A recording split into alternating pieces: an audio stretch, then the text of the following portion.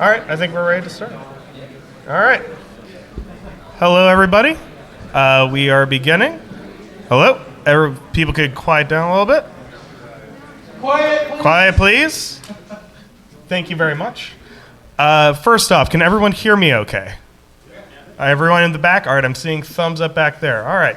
Well, welcome, everybody, to Scumbags and Spaceships, Fraud and EVE Online.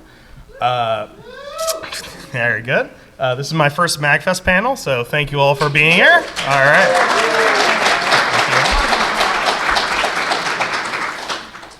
And we're going to be going through a few cases of fraud in EVE Online, and I will attempt to explain them as someone who's been investigating fraud over the past 3.5 years or so. First off, a few disclaimers that I wanted to get right up at the front. Fraud in real life is miserable, brutal, and corrosive to yourself and public trust. It is actually quite interesting and at times fun when it is permitted as part of a game's social contract, but not when it is done in real life. We are specifically using EVE Online because it is a game that the developers have explicitly stated that they want frauds and scam to be part of the world of the game. We have a quote that'll explain that in a bit more detail, but we are looking at it today because it is actually accepted. I don't want people to get ideas out of the rest of this presentation and go committing fraud either in other games where this is not permitted or in real life. And that brings us to the next slide here. Do not become a subject of one of my reports. I like hunting down fraud. It's something I do on a daily basis. And if you do this, then I'm going to be looking for you. Moving on, just a brief sort of discussion of what the next 4 or 5-ish minutes, maybe a little shorter than that. We'll see how this goes. I'm going to give a brief introduction to myself, quick definitions of fraud, sort of a brief explainer of what EVE Online is so we can have a baseline of understanding as we go through the rest of the test cases. Describe what the specific scam that we're looking at for each of these instances in EVE Online is, often using designations created by the US, EU, and other governments. And then trying to describe how to avoiding bamboozlement. How do you prevent yourself from being a subject of fraud? In many cases, that is very difficult. And as we go through these from least severe to most severe, you're going to see that certain types of fraud are almost inescapable at a certain level. And then we'll conclude with a question and answer period. First point. Who am I? I have been investigating fraud for 3 years, primarily in finance, but also in manufacturing and telecommunications. What this involves is a lot of digging through very boring corporate ownership records to see if there are any names that appear out of the blue, talking with clients to figure out what exactly has happened so that when a large amount of money has exited their organization. And in that sort of study, I found that there is a sort of beeline of interest for me, which is how does fraud sort of interact with a culture in a company, the socialization of the company? How does fraud exploit those connections that people see elsewhere? And also just this idea of what is trust and how is it manipulated through fraud? As we get into the definitions of fraud later, you'll see that that question of trust and how it's exploited is the key defining thing about fraud itself. And we'll see many examples of how trust is exploited as we go on. Very important note, as people have been asking me some preliminary questions about EVE Online, little disclaimer, I do not play EVE Online that much. I played it for approximately 1 year. I have read quite a bit about EVE Online. I have many friends who have played EVE Online, but I'm mainly using it as a case example so that we can discuss forms of fraud. And finally, and this is important to people who do play EVE, I am a rehabilitated Something Awful forum user.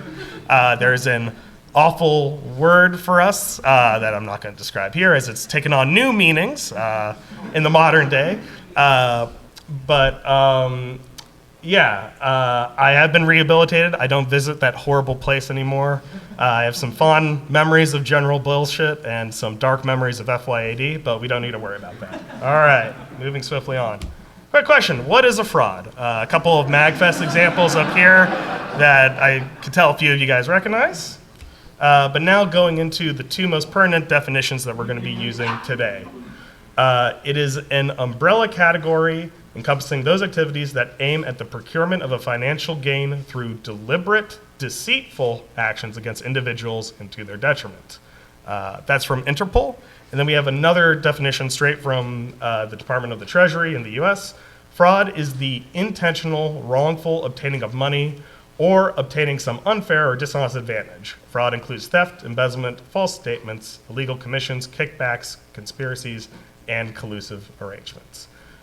In general, and this is the most important aspect of fraud for this presentation, and if any of you investigate or deal with fraud, it is the deliberate use of false information to gain an advantage over someone else, usually for the adversary's, the assailant's financial benefit.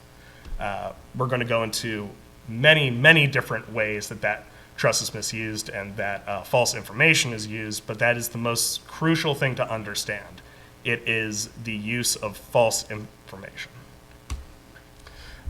Quick description, what is EVE Online? EVE Online is an MMO space game where players pilot ships and acquire resources, in particular ISK and Plex. These are two forms of currency through trade, mining, scavenging, plunder, and of course, fraud. Probably the most important thing to understand about EVE Online is that although there are NPC factions, NPC ships, and PvE, the economy is largely motivated and run and interacted with by individual human players.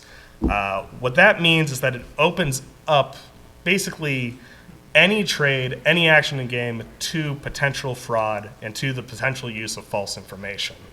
And some terms that are going to be really important for us going forward, high sec and low sec.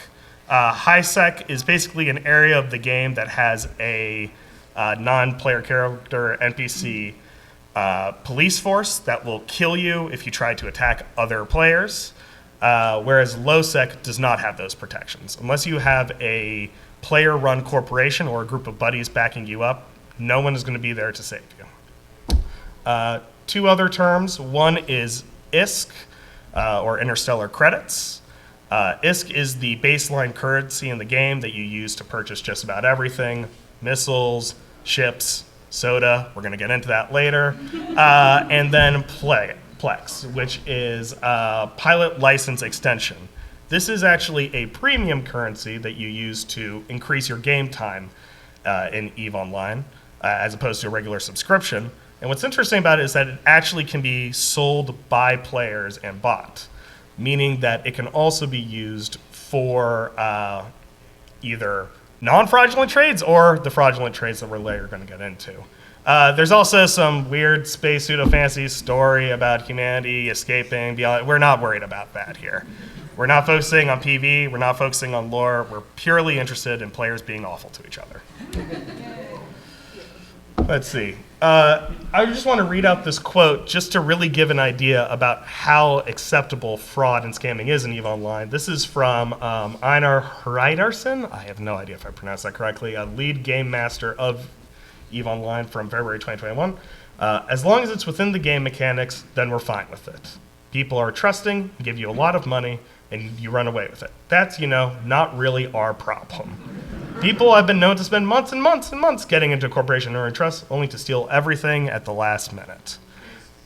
There you go. So what this really shows is that not only are the developers aware of fraud and scamming in their game, they consider it a core component of what EVE Online is.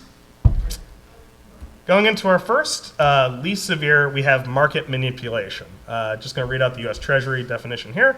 When someone artificially affects the supply or demand for a security, for example, causing stock prices to rise or fall dramatically.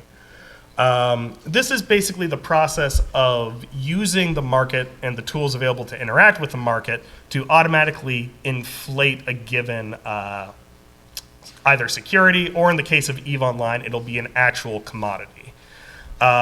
Basically, in real life, what tends to happen is that people will place a large amount of buy orders for a given stock to generate a lot of interest in that stock, cancel it after having already purchased a large amount of that stock beforehand, and then selling it all off. This is very similar to what you'd call a pump and dump in cryptocurrency, but in real life, this is very often being done through manipulating the tools that are used to monitor the stock market. And in particular, in the modern day, what's very interesting is that there are algorithms that pay very close attention to very minimal trades being made on the stock market, that when they see those orders come in, will immediately buy into the stock. This allows a scammer to basically put in a bunch of buy orders fully with the intention of canceling, but still generating market interest.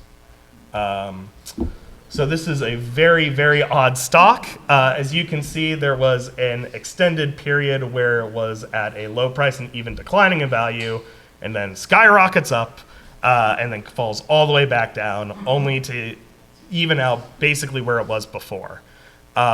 If you were a fraudster and this was your stock that you were using, and frankly this looks pretty bad to me, you would be consolidating and buying up stock during that early period, then eventually put in your buy orders, jack up the price, and then sell it on the come down. So how does this relate to EVE Online? We're going to discuss margin trading and soda. This is Quaif. It's a delicious soda from within EVE Online. And we really need to get into one of the stranger skills that has been put into EVE Online, recently patched to basically prevent this from happening, patched in 2020 to prevent this from happening, which has a long, lovely history of scamming early players out of their money. To put it shortly, margin trading, it was a skill that enabled you to put a buy order for a given product with only 25% of what you were going to pay for that product up as collateral. So let's say that you're wanting to buy a product for 100,000.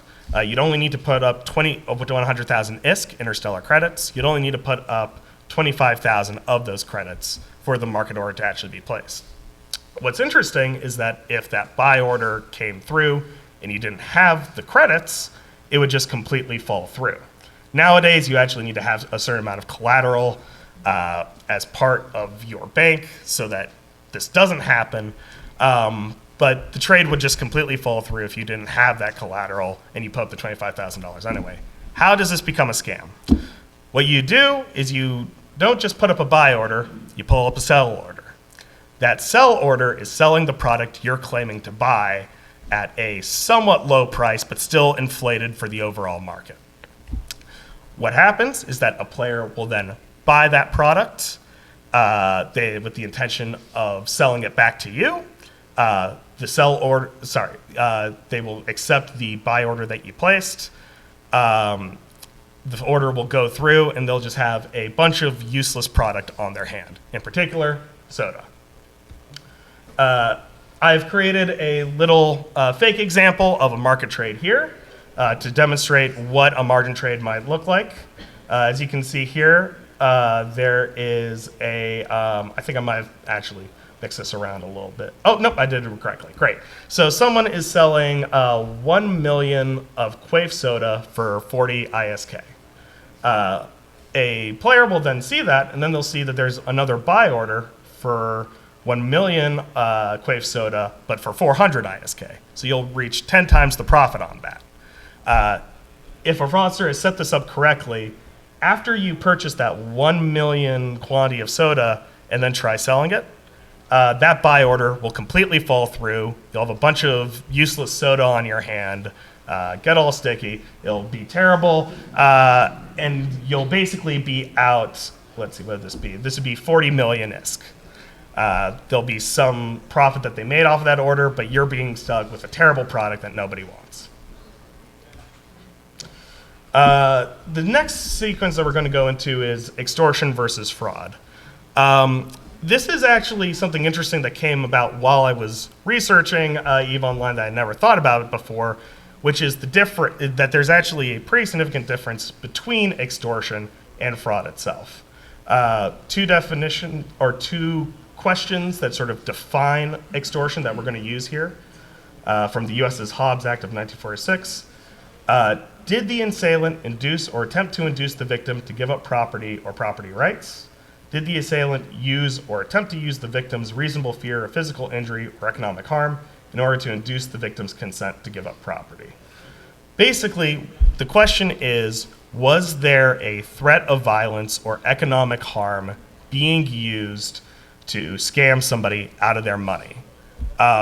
What's notable here is that unlike fraud, which is we noted earlier, relies almost entirely on a use of fraudulent information, extortion can use very true information. If I have a gun to your head and I am telling you to give me money, it is not wrong that I could shoot you and kill you. If you give me money and I accept it and I walk away, I have told no lies. I demanded money from you, I put a gun to your head, I left, and I got my money. We're going to use a brief video example to demonstrate this. Carry things out to a T. Like the time Tony Dogs, who's supposed to be the new maniac tough guy in town, shot up one of Remo's bars.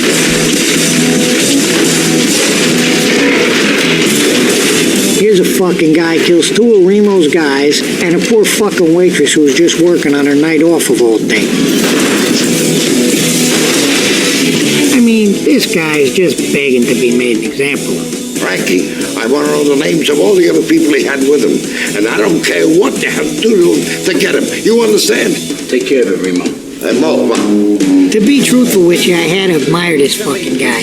He was one of the toughest Irishmen I ever met. Stamina, don't he? This son of a bitch was tough. Personally, I don't even For give 2 days and 2 fucking nights, we beat the shit out of this guy. I mean, we even stuck ice picks in his balls. You better hope he gives me a fucking name sooner or I'm gonna give him yours, Frank. Yeah, thanks a lot. But he never talked. I know you would have read it by now. In the end, I had to put his fucking head in a vice. Dogs. Dogs, can you hear me, dogs? Listen to me, Anthony. I got your head in a fucking vice. I'll squash your fucking head like a grapefruit if you don't give me a name. Don't make me have to do this, please. Come on. Don't make me be a bad guy. Come on. Fuck you. This motherfucker. You believe this? 2 fucking days and nights. Fuck me. Fuck me, you motherfucker. Fuck my mother. That's what you fucking tell me. Huh? Motherfucker, you, huh? Oh, God. Give me the fucking name. Charlie M. Charlie M? Charlie M. Charlie M? You make me pop your fucking eye out of your head to protect that piece of shit! Charlie M? You dumb motherfucker! You fuck! You motherfucker, you! Frankie, do him a fucking favor. The word got around that finally there was a real gangster in town. All right, so what did we learn from all that? What we learned was that Joe Pesci in this scene, he never told a lie. He had the man's head in a vice. He would crush his head in a vice if he didn't get the information. He received the information, and his head stopped being crushed in a vice after he slit his throat. Again, the fundamental idea here is that extortion actually often involves a truth as opposed to fraud, which involves a lie. Going back to EVE Online. Hold on for a second. There we go. We're going to talk about the lovely subject of mining licenses. Mining licenses are a type of license created by players. What this license basically tells a player is that you can mine in an area without dying from the person who's threatening you unless you purchase that specific mining license. Again, the question is this actually fraud? And the answer is not necessarily. If the person actually leaves you after you have purchased that mining license, there is no lie that happened there. They threatened you with violence. As you can see here, they have a lovely Glock pointed at a mining ship, which will annihilate it. The person pays the license and they've run away. That isn't fraud. That's simple extortion. And a question about how to avoid certain things like this happening. We'll save questions for the very end. Basically, the only way to avoid an instance where you know you're going to be extorted is to either pay up, not go to the place where you think you're going to be extorted, or to have a means to prevent that extortion from happening in the first place. So this would be traveling with a group of friends who can escort you. It could be having a large amount of ISK that you're just willing to spend if something horrible happens to you, or it could just be mining in low sec and wondering what you did with your life. This question about whether or not mining licenses are actually fraud is something that even EVE players have asked amongst themselves. This interesting post from Aiko Danuja. I sold 12 mining permits at the discounted wholesale rate, earning a nice 1.2 billion in ISK for a few minimal minutes of effort. This raises an interesting philosophical question, which seems to be recruiting. So then the question of the day, are mining permits real? What are your thoughts? As far as I can tell, a mining permit, so long as the person isn't killed immediately afterwards, which does happen quite a bit, even after buying a mining permit, is as long as the person actually stays alive, there's been no falsehood stated. If a person is threatening you with a Glock aimed at your mining ship, you do not pay up, and they blow you up, they haven't lied to you. If you do pay up and they go on their merry way, then no fraud has occurred. What's interesting is that you can often get fraud mixed with extortion, and this can also be seen in EVE Online itself. So using a definition from the South African Banking and Risk Information Center to describe a form of extortion combined with fraud, a 419 scam is an illegal way of getting money from an individual by sending them an email promising that they will make a lot of money if they invest in a business activity, which in fact does not exist. This is then followed up by a kidnapping attempt after the person is basically convinced to go to a location to receive their compensation. So this is a form of fraud. There is no money that will actually be given to you if you give it to this Nigerian prince or whatever. But there's also an extortion involved in that once you are enticed by that fraud, you're then threatened through physical violence to give up more money. Going swiftly on to an EVE Online example of this, courier contract ganking. The way that this basically works, I really got a whole lot of use out of that graphic, guys. Don't worry about it. Is that a player will put up a fraudulent delivery contract promising a mountain of ISK. Another player will take that contract, which will usually have the fastest route go through low-sec and a very dangerous part of low-sec known to the person who put up that contract. And then before that contract can be completed, they will be killed on the way to their destination and scrapped for parts or threatened and extorted for money. Here's an example of a fraudulent contract, or a possibly fraudulent contract, where there is a large reward of around 10 million ISK that deliberately goes through low-sec, which would be a route that the player would know beforehand. What you can anticipate will happen here is that they'll take this mission, go through the fastest route, which is also known to the person who put up this mission. That person who initiated the contract will be waiting on the way and will kill them. In terms of preventing yourself from falling for this, just know that very often it's good to be true. It's too good to be true is often too good to be true. Basically, if you see an incredible opportunity that you've never seen before that just so happens to go through a rather risky part of space, or if in real life, if you're being promised a large investment for seemingly very little money, it's very likely that that is part of a scheme to extract money from you. So you need to be aware of the markets that you're participating in. Don't be stupid. Don't be greedy. Understand what's going on.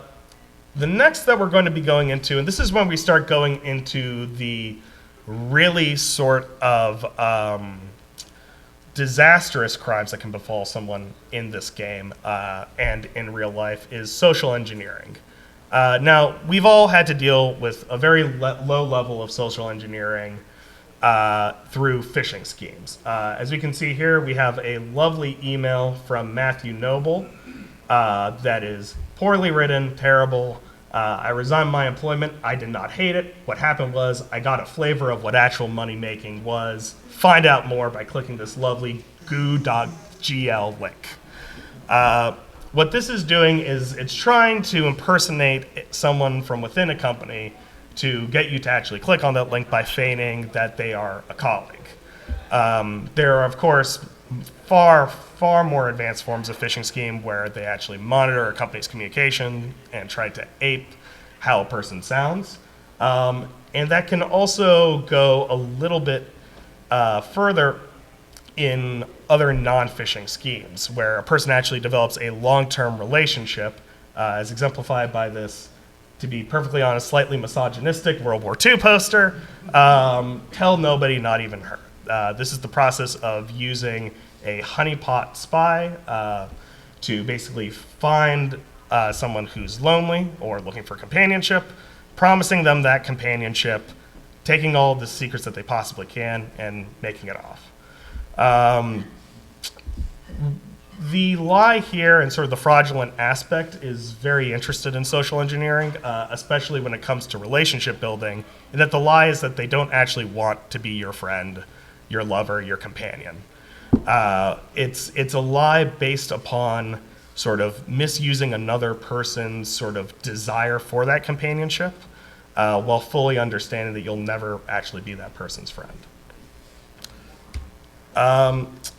A really notable example of this happened to a user known as TikTok by another user known as Samantha Myth. Over here we have a Chromoas, one of the more expensive games in one of the more expensive ships in EVE Online, which this specific Chromoas also had 400 kill marks on it. Every single time a ship kills another ship, it gets a kill mark. With a ship that has a lot of kill mark being especially storied. What happened in this particular case was that the user Samantha Myth wanted that ship. They knew that TikTok was using this ship to gank and kill other players, and so what they did was they joined their PvP corporation and basically wormed their way into friendship with TikTok. This lasted over a period of 16 months, and by the end of it, Samantha Myth had actually created a cultural norm within the organization to basically exchange ships with each other. Samantha Myth would give TikTok one of their most prized ships, and it was a very expensive ship, and Samantha Myth in exchange would allow them to fly whatever ship they wanted, eventually allowing them to fly this incredibly expensive ship with a storied history. In May 2017, one of these swaps happened, and Samantha Myth booked it with the ship, taking it in turn and leaving poor TikTok one friend shorter. Samantha Myth's own words. Now, we're going to get into a little bit about why EVE players are so willing to post their horrible actions online in a few moments, but Samantha Myth actually described why they did this, or how they did this. I then did possibly the scariest thing I've ever done in my EVE career. I traded TikTok, Toxic, that was his last name, my shiny new whiptail, and asked for nothing in return, breaking the trend of mutual trades. Don't lose it, please, and don't get more kills in it than I have, he said to TikTok. He did get more kills in it than I did. A week later, though, it unfortunately had to be sold for an offer I simply couldn't refuse. It served its purpose. I can now reasonably ask to borrow TikTok's pride and joy, a Chromoas titled Mini Huntress, adored in over 400 kill marks. Common courtesy would dictate that he lent it to me for nothing in return, just the same as I had did him the week earlier. This is a really interesting example from EVE Online because it demonstrates a really sophisticated use of social engineering. It lasted for over 16 months. They were in frequent contact with one another during those 16 months, and Samantha Myth had actually been able to create an entire sort of cultural expectation within the corporation to allow this fraud to occur. In order to prevent this, it requires kind of a very sort of low-lying understanding of humility about yourself. If someone is acting very friendly, if someone is very attracted to you at a bar and you've never really been that attractive to other people, then you need to start considering whether or not you're actually being duped. Unfortunately, there are some other very mean comments from Samantha Myth about TikTok's personality that we are not bringing up here. But at the end of the day, the point is that this form of fraud basically requires you to find a victim who is vulnerable and is looking for someone else to be a friend. And then you put on that role as a friend. And the only way to prevent it is to know, frankly, whether or not you're the type of person who can actually make a friend like that. I understand that sounds brutal, but this is simply the way that the world works. This is why we're saying this is more severe. What's really interesting about this specific example is that TikTok actually noted that they were quite hurt by the fact that they had lost a friend, and that the Cremos really wasn't the part that they were sad about. It was the fact that they had been duped in the first place and that they had lost a friend along the way. That response that you all just showed there through the brief awe was actually picked up by the rest of the EVE Online community. Here you can see two members basically saying, don't worry about the loss.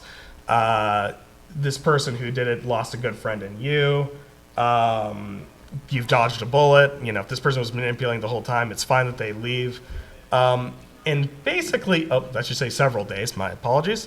But what happened was that not only did they show a whole lot of sympathy, but a user eventually purchased that ship from Samantha Myth and actually gave it or traded it back to TikTok. What we're basically being shown here is an example of a fraud that even EVE Online players thought went too far. This is extraordinarily rare. I'll be honest, this is the only example that I found, which is why it's in this presentation.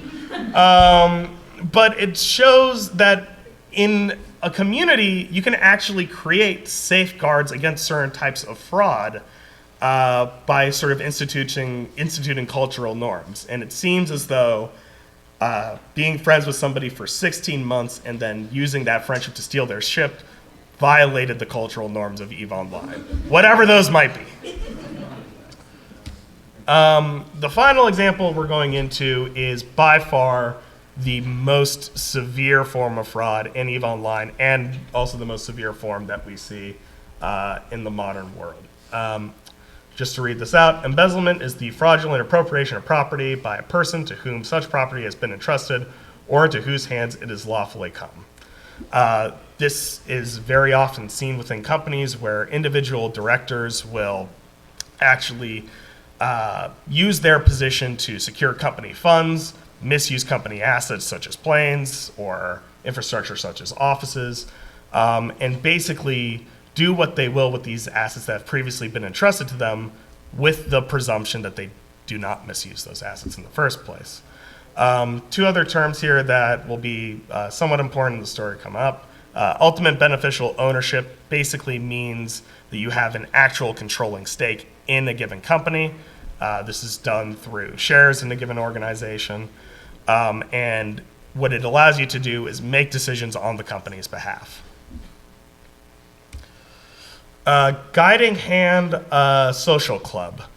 This was a rather infamous moment in April 2005 where the members of a particular guild, the guild being, corporation, Ubiqua Serif, killed their CEO, Muriel.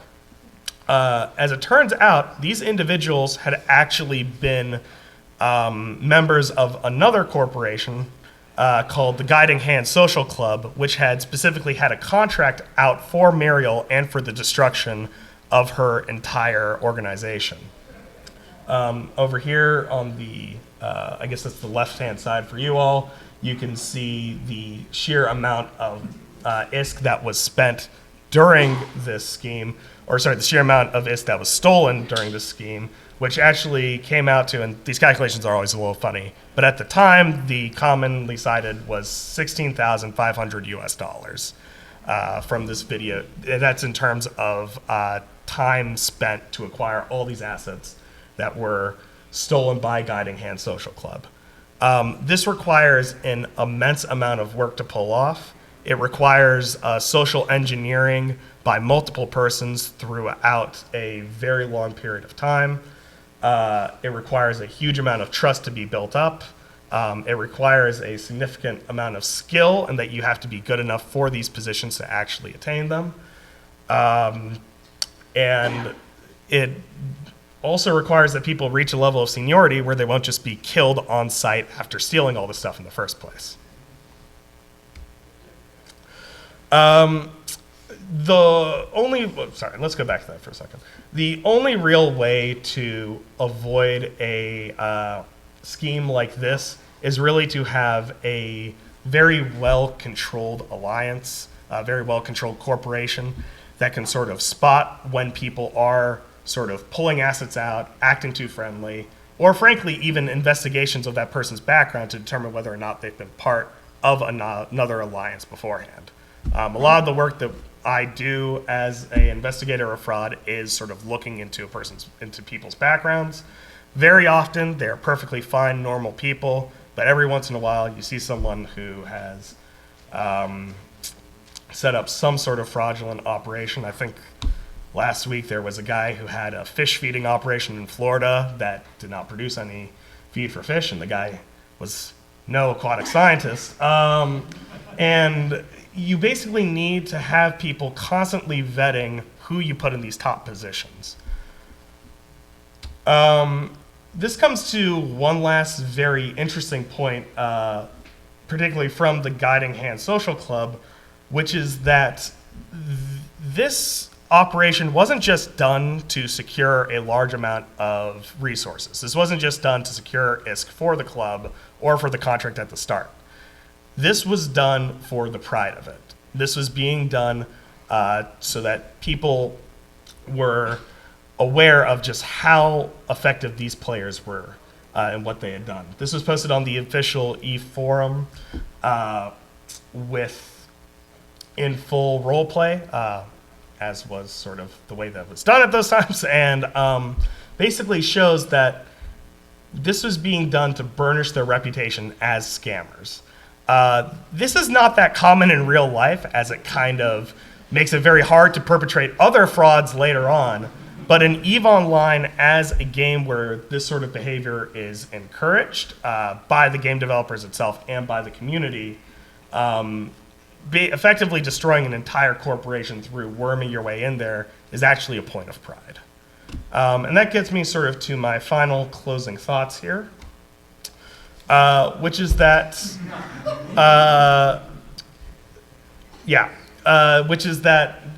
what we saw here are a couple interesting examples of fraud that you don't necessarily see in real life that is largely enabled through the realm of video games, and also the idea of what is fraud in video games or tabletop games themselves.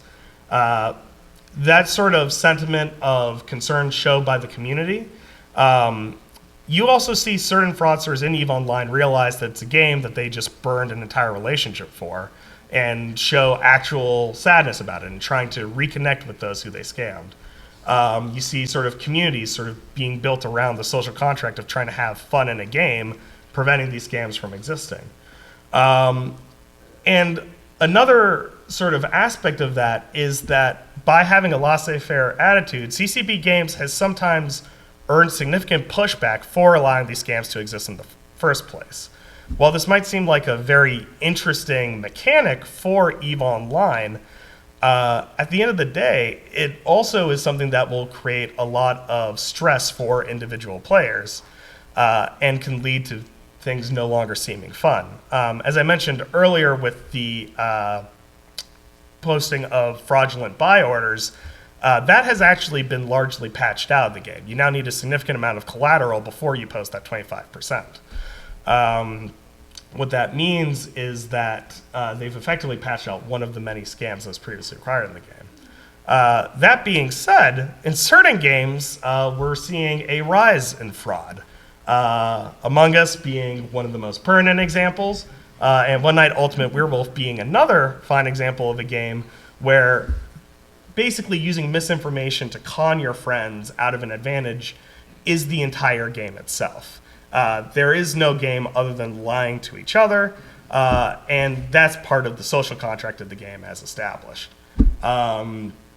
This leads to my sort of ultimate point that games can use fraud correctly. As long as everyone understands what's happening, and as long as everyone buys onto that, fraud can be a really interesting mechanic to put into a game and a really interesting mechanic for players to interact with.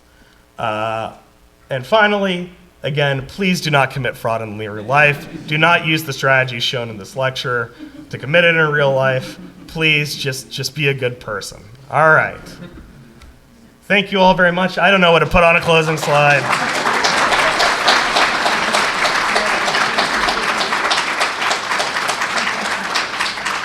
Very good.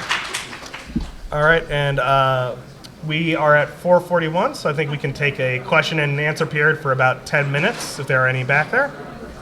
Oh, right over there. Oh, hold on for once. Quiet. People exiting, could please be a little bit more quiet so I can hear the question. So I can give some information. I was part of Erotica One's group, which led to Monocle games. Ah, One of the things CCP had neglected to go and put into their rules was no out-of-game fraud controls. In essence, what our whole scheme was is that we would get people to exit EVE Online and move over to a set-up auction site that we had. Wherein that auction site was real. It was legitimate for the first month. yeah. After that, all of you guys got taken for a ruse, and that's actually now why we got HyperNet and everything else, was because we kind of ran that thing into And, the car. you know, that is an excellent example of sort of the creation of external or supposedly useful external tools to perpetrate fraud on other people. You see this all the time in business and finance through the creation of tools that purportedly offer some sort of service to the users, but which are ultimately being put in there to secure some sort of funds to take information. So that's a really, really interesting example. I'm curious, did CCP Games actually sort of recognize you guys as being the creators of this rule? Very large told-off bans since. Oh, okay, yeah, fair enough. You know, You are being made the example. I was smart. I ran out early on. fair enough. Did you say Stormer Blank? What? Did you say Stormer Blank? Yeah, it was on CSMA. Yep. We didn't like it. Okay, fair enough. Another question, Fred? I think in the CCP, in the EVE Online rules, there are some things that are like, you can't scam like. Yep. There's like, if it's a charity, there's Yep. no scamming is allowed. Yep.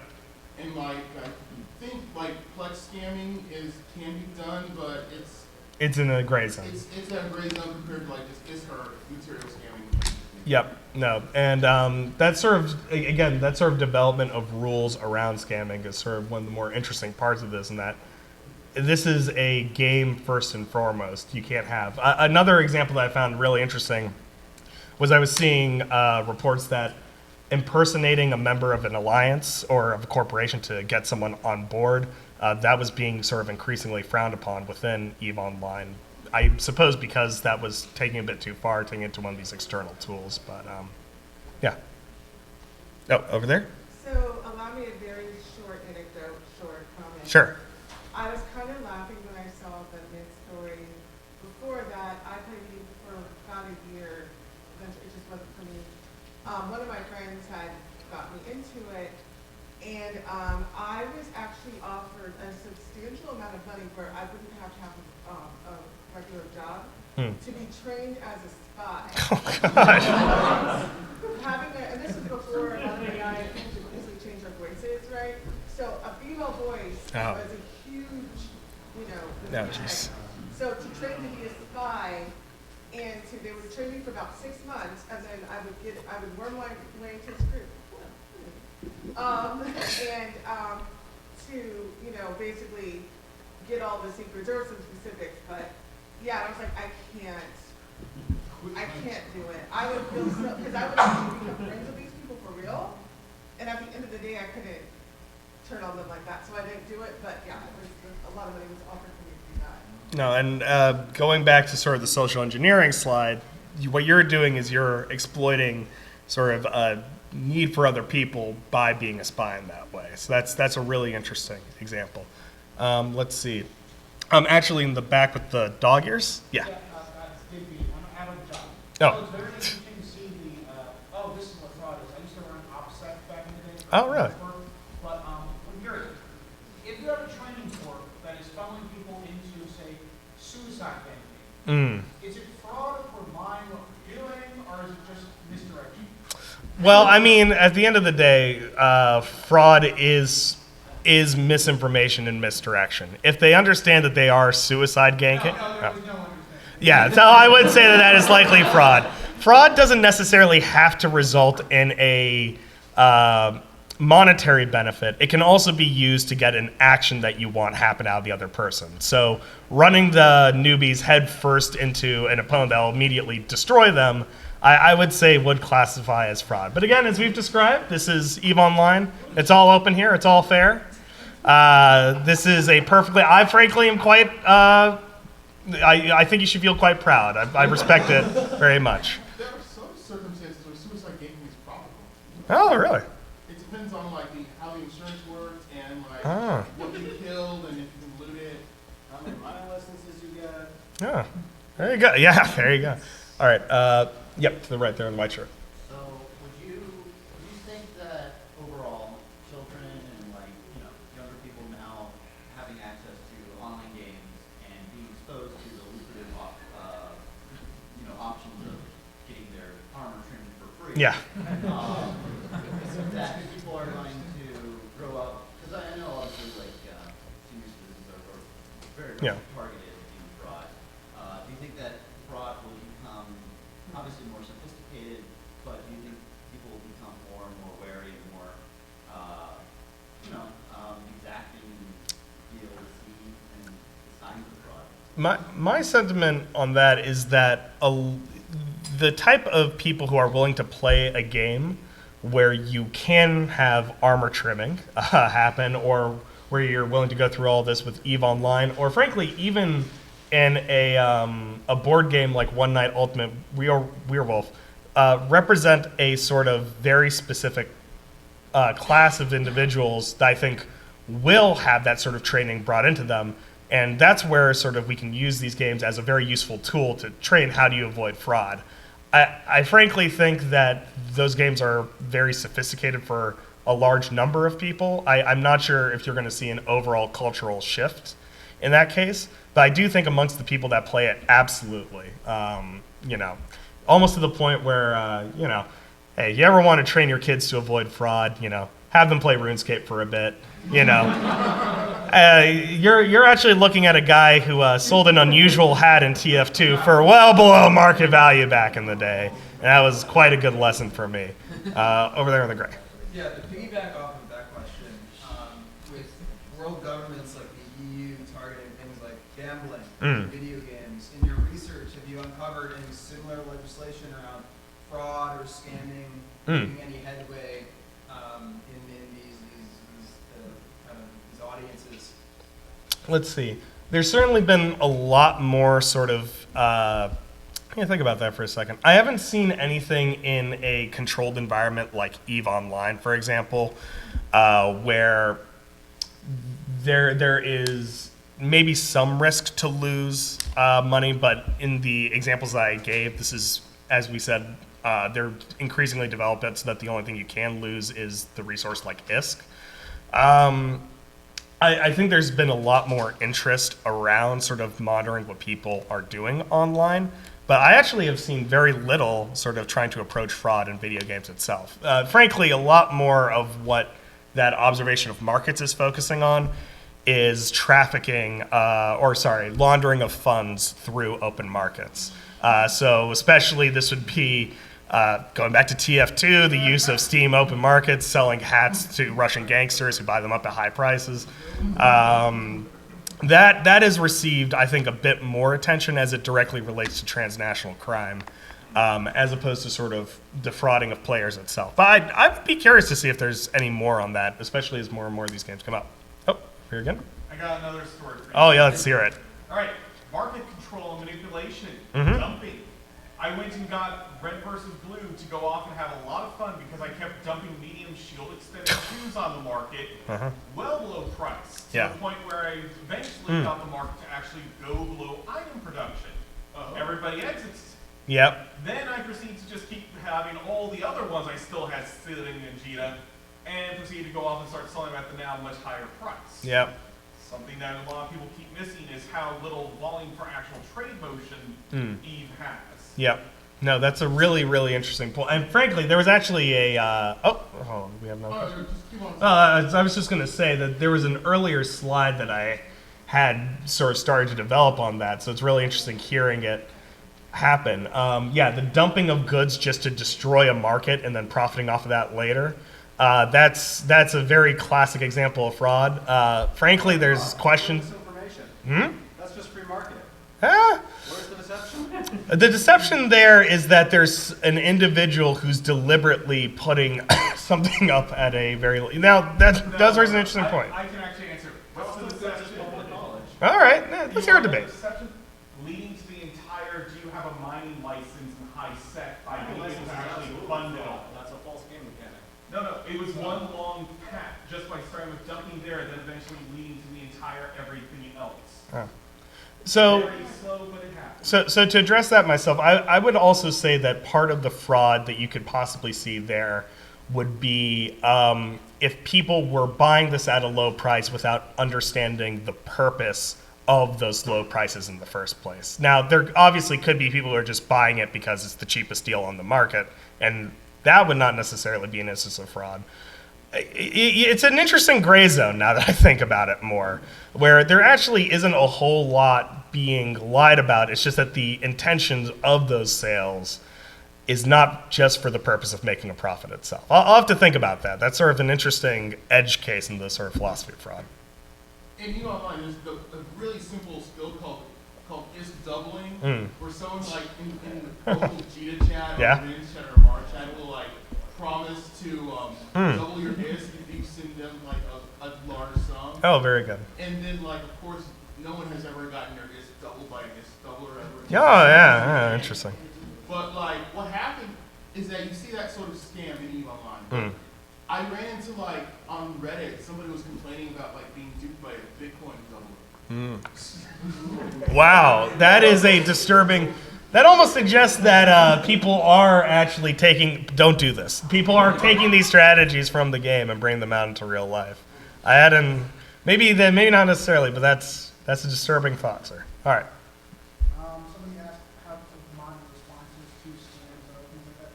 I know for certain higher tier / sweaty PvP organizations that there's a form of collateral when it comes to every step of the way. More collateral is put on. Not monetary collateral, more social capital. Not doxing, but it is close. All right, there you go. Yeah. Another thing is that. I'm so sorry. Do you mind repeating that question? Oh, another thing that happens is that there might be some things that make scamming on Eve Online easier than in real life because Yeah. But also you have alts, so you can just I'm playing team. You said you Yeah. But I could just roll an alt and be somebody else, and then like, if I never connect the accounts, then I am the team. Sorry, could you just repeat that last part again? Like if I never connect whatever accounts into like I see. forms and what have Yep, you're completely anonymized. Yeah.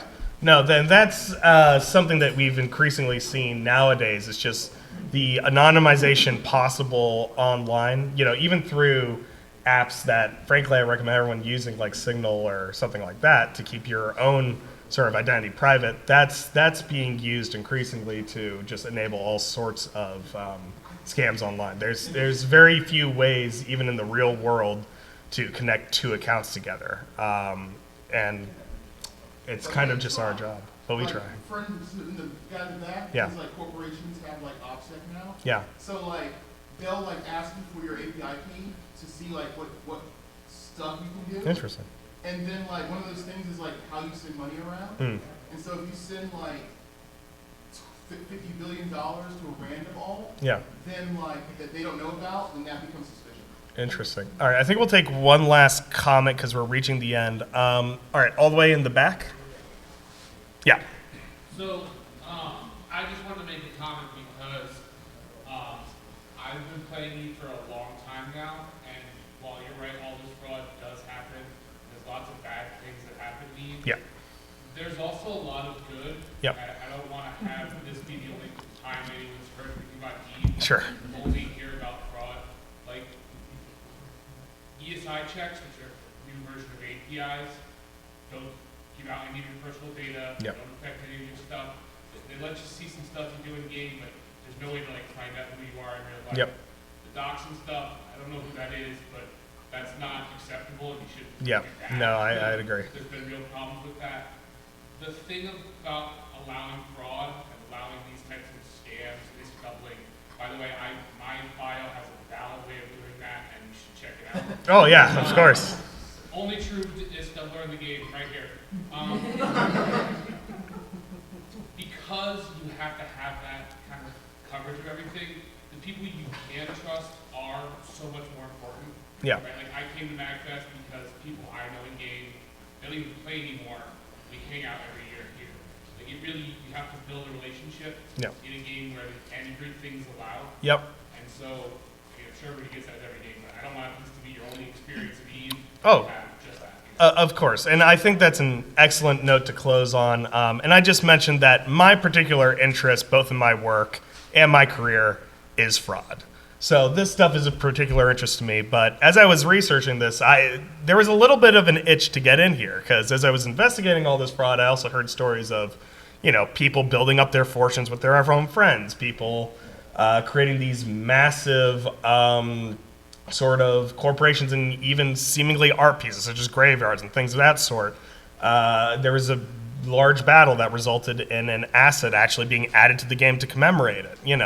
That level of freedom and that ability to change and affect the world of a game is remarkable. And as I also noted earlier, there were even instances of people sort of feeling bad for the guys who got scammed. It's not just a complete dog-eat-dog world. It's a natural community that just happens to find fraud very funny. And with that, I think that we can end it here. Thank you all for staying. That was an excellent discussion at the end.